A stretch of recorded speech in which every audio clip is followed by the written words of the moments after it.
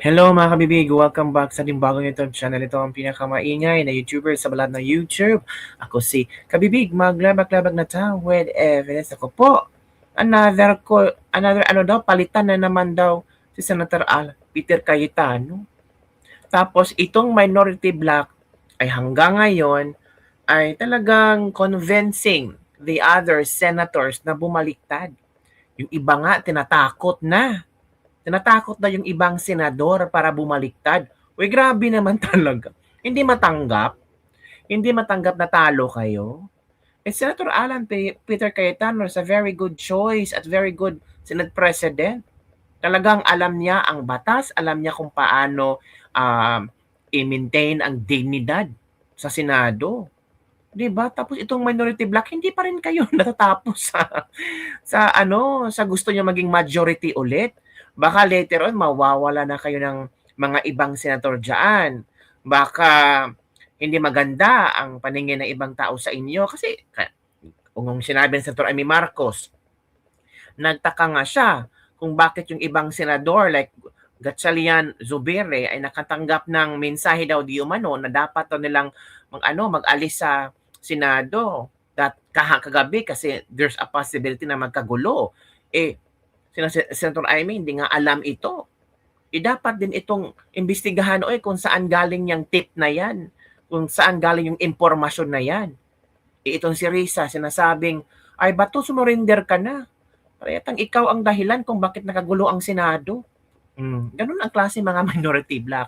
Ang minority bloc, kagabi, nahanap nyo ba sa mga senador na nanatili doon sa Senado? Wala. 'Di ba?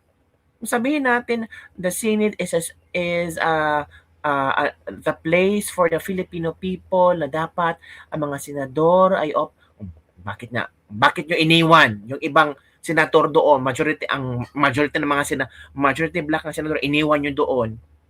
At sino ba ang nag-tip na may mangyayaring sakuna sa loob ng Senado? O ito kabibig ha, galing ito sa interview ni Senator Peter Cayetano.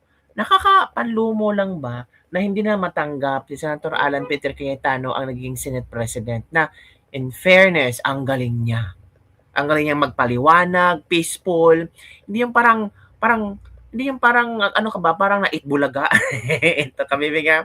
Panoorin natin ang interview ni Senator Peter Cayetano kanina na kung saan meron siyang inihayag na still the minority bloc ay talagang kinukumbinsi ang ilang senador na bumaliktad. Ito kabibig, manood tayo, makinig tayo kabibig ha. Ito. Who will read the articles of impeachment, the prosecutor or kayo po sa Monday? Sa Monday malamang yun yung pagbigay nga namin sa Madjo. Pero the impeachment court has a life of its own.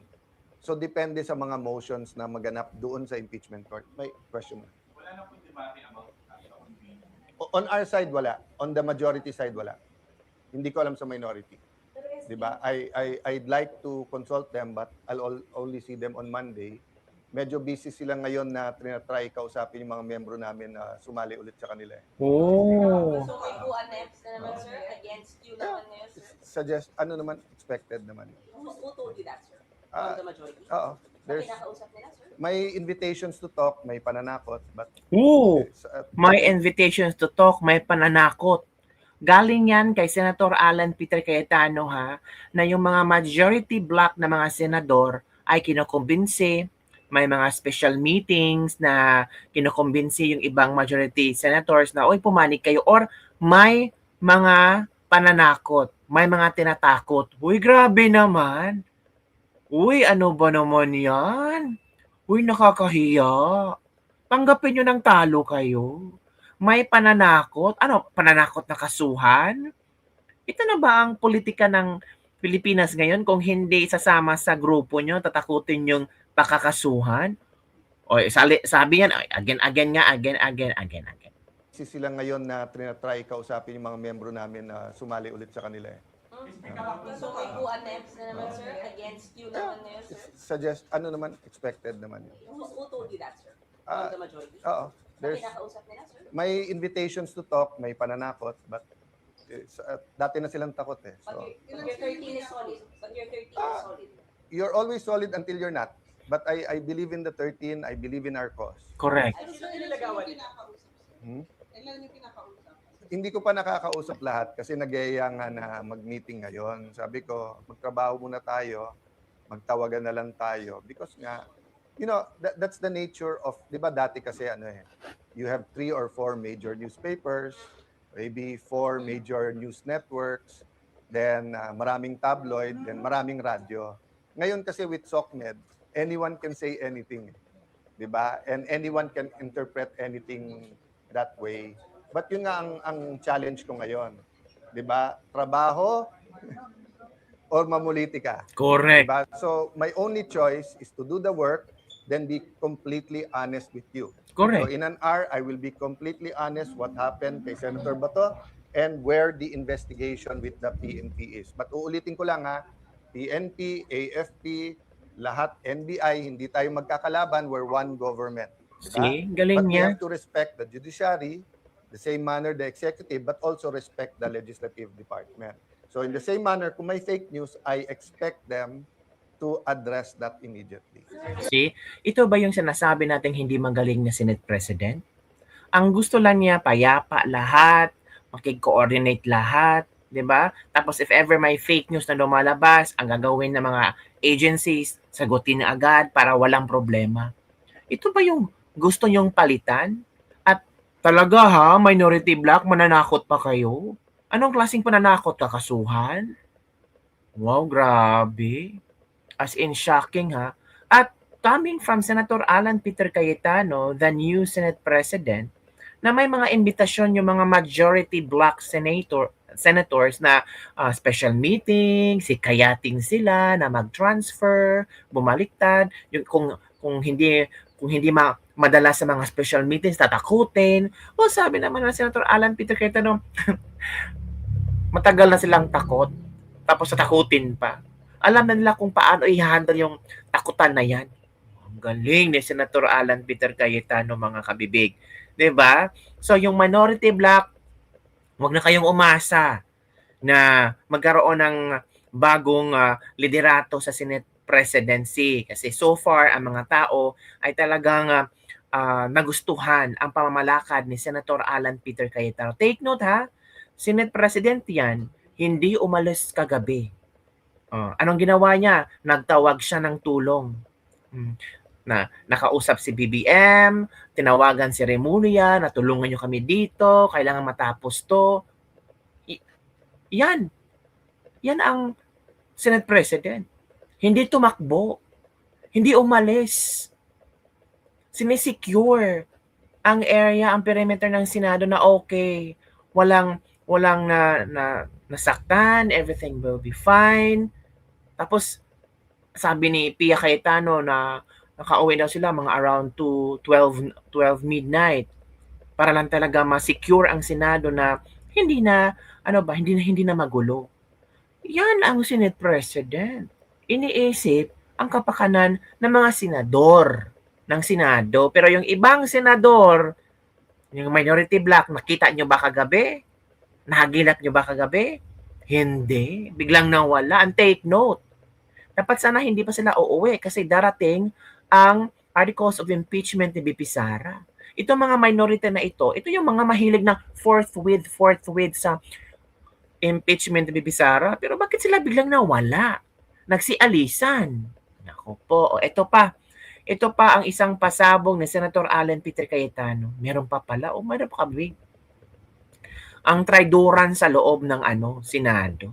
Tapos itong iba ang iba confident na Senado dapat ganito. Ay, tumahimik kayo. Ang feeling inosente ito kabibig. Before the break, alam nila may hawak akong 14. Hindi dapat ako. It was someone else. Anong ginawa nila? May ginawa sila para hindi kami umabot ng 14. But what is the other side doing? We will assume that, 'di ba? Sabi nga nila, manipis ang majority namin. Sagot ko lang doon, mas mabuting manipis kaso sa makapal. Majority nga kayo dati, makapal naman. What do you mean by that? Sabi niya manipis ang majority namin. Yes. Because of the 13, sir. 'Di ba? Okay. So, at the very least, ha, yung pinaka-respeto natin sa kapwa senador, makapasok ka, you can use the facilities of the Senate, hindi ka sinusundan ng CCTV, hindi ka trinethreaten, hindi nag-iimbento ng mga accusations sa kapwa, 'di ba? Hindi tinatakot yung kasama mo sa majority. That's why I said nga, statesman-like sana, nagpalit, let's move on. Pero sa ginagawa nila ngayon, parang pinipilit nilang magsalita kami kung bakit tumagal ang palitan ng leadership. So, kung papalitan nila kami, all they have to do is go upstairs. Nung natalo ako kay Senator Pimentel ng 2016, nag-dinner pa kami kasama si PRRD with Senator Soto, Senator Lacson. I think Senator Pimentel was there. Nagkamayan pa kami sa Malacanang bago. Then I didn't go to the SONA. I didn't go here. Sa SONA na ako pumunta. Nung nagpalit at naging Senate President si Senator Subiri, wala namang problema eh. Nung umakyat kami ni Senator Escudero, pinakita sa kanya, mga boss, may pirmahan. Yakapan pa kami. Siyempre may konting sinong bumaliktad, sinong ganon. But yung private lang yun. Di ba? So, nung pumalit si Senator Soto, ang umakyat napaka-close pa sa amin. Umakyat kay Senator Cheese. O siya pa nag-oath eh. So, before the break, alam nila may hawak akong 14. Hindi dapat ako. It was someone else. Anong ginawa nila? May ginawa sila para hindi kami umabot ng 14. So ngayon, choice nila kasi hindi namin sila atrasan eh. Pero sana isipin nila yung mga pulis na sa labas. Sana isipin nila yung oras nyo sa news. Would you rather be reporting on inflation, on tourism, on gas prices, 'di ba, on education, on the super El Nino? Or would you rather keep talking about Bato? 'Di ba? Wala naman sine si Bato eh. Hindi naman box office yung kay Bato. So may legal issue. So let the court decide. Can't we move on from that? Tama. Pahiya. Grabe naman talaga, no? So yun lang kabibigyan atin this lebag-lebag for today. Don't forget to like, subscribe, and share this video. Bye everyone. See you next time. Ako nanakot sila. No? Grabe naman yan. Grabe yung kagahaman ng posisyon. Bakit kailangan siya ang maupong Senate President at yung nanakot? Ano bang meron sa Senate Presidency na posisyon na yan na kailangan pa yang manakot ng ibang senador para siya lang talaga ang maupo? May pinagtatakpan ba? Meron ba siyang kinikilingan? Or ano ba? Pride? Naku po. Don't forget to like, subscribe, and share this video para sa mga trending news na ating pag-uusapan. Sana solid 13, no? Sana madagdagan ng 2 para 13, para 15. Para solidong-solido na majority talaga sila. But we don't know. Sabi nga ni Senator Alan Peter Cayetano, ganun talaga yan. Every now and then, mayroong maghihikayat na papalitan ako. Ganun talaga. Pero wag naman sanang manakot. Tatakutin mo ang ibang senador para ikaw lang talaga iboto at maupong Senate President. Kaya naman. Yung iba dyan matanda na. Makonsensya naman kayo.